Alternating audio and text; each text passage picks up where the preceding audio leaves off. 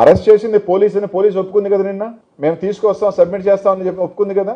ఒంగోలు దగ్గర 3:30కి ఫోన్ చేసి అన్న 3:30కి ఎక్కడున్నామమ్మా అంటే ఒంగోలు దగ్గర ఉన్నాము, ఇలాగా పోలీసులు అరెస్ట్ చేసి తీసుకొచ్చారు, పట్టాభి అన్నాను విజయభాస్కర్ రెడ్డి వచ్చున్నారు, ఇబ్బంది పెడుతున్నారు, ఏం చేయమంటావన్నా అడగటం జరిగింది. నా దగ్గర ఫోన్ చేసిన నంబర్ ఉంది, మీకు ధైర్యం ఉంటే ఆ టైంలో 2 టౌన్ సిఐ పట్టాభి విజయభాస్కర్ రెడ్డి ఆ నంబరు లొకేషన్ తీస్తే ఎక్కడున్నారో తేలుతుంది. మీకు కరెక్ట్గా ఉంటే రాత్రి 3 to 3:30 మధ్యలో నాకు ఫోన్ చేసి మాట్లాడటం జరిగింది. మీరు నెల్లూరుకి పోలీస్ స్టేషన్ తీసుకొస్తున్నారా, డెలివరీ ఇస్తున్నారా, అక్కడి నుంచి తిరుపతికి తీసుకెళ్ళటం మాట వాస్తవం కాదా?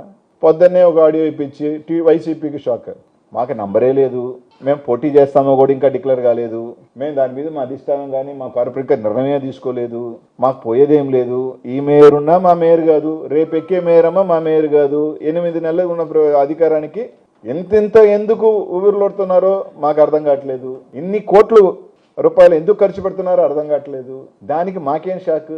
నిన్నటితోనే మీరు క్యాంపు రాజకీయాలు రాత్రికి పాండిచేరి పరిగెత్తిన తీరుకే, తిరుమల కొండకు తీసుకొని పాండిచేరికి గోవాకు పరిగెత్తిన తీరిన రోజునే, అధికారంలో ఉండి డబ్బు ఉండి ఇన్ని ఉండి బలం ఉండి పరిగెత్తిన రోజునే వైఎస్ఆర్ కాంగ్రెస్ పార్టీ నైతికంగా నెల్లూరు నగరంలో గెలిచేసింది. కొత్తగా మేము గెలవాల్సిన అవసరం లేదు, మేము రుజువు చేసుకోవాల్సిన అవసరం మాకు లేదు.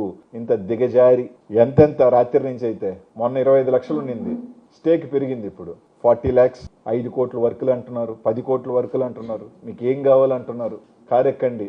ఇంత డబ్బు 8 నెలలకి ఒక గిరిజనుల్ని మా పార్టీలో లేకపోయి ఉండొచ్చు. ఎందుకు చెప్తున్నానంటే ఈ మాట, అగ్రవర్ణాలకి బీసీల్లో కొన్ని కులాలకి ఎమ్మెల్యేల అవకాశాలు వస్తాయి. మన జిల్లాలో ఎస్సీ సామాజిక వర్గానికి సంబంధించిన ఎమ్మెల్యేల అవకాశాలు ఉన్నాయి, కానీ ఎస్టీకి సంబంధించి మనకి ఎప్పుడో గాంధీ పెద్ద పదవులు రావు, ఎమ్మెల్యేలు రావు, ఇటుపక్క ఎంపీలు రావు, ఎప్పుడో ఒక మేయర్ వస్తుంది, ఎప్పుడో ఒక జిల్లా పరిషత్ చైర్మన్ వస్తుంది.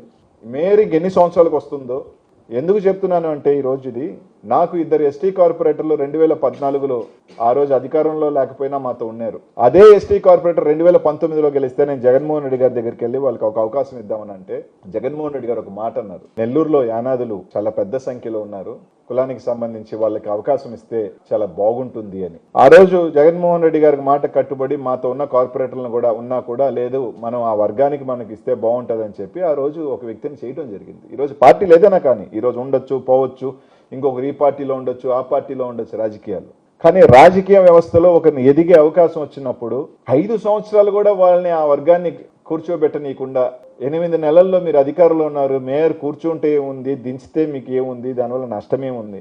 ఆ సామాజిక వర్గానికి ఒక అవకాశం వచ్చింది, 5 సంవత్సరాలు ఉంచి వాళ్ళు కూడా 5 సంవత్సరాలు మాకు కూడా ఒక రాజ్యాధికారం వచ్చింది అని చెప్పుకునే అవకాశాన్ని మీరు ఎందుకు తీసుకుంటున్నారు? 8 నెలల వల్ల మీకు ఏమొస్తుంది?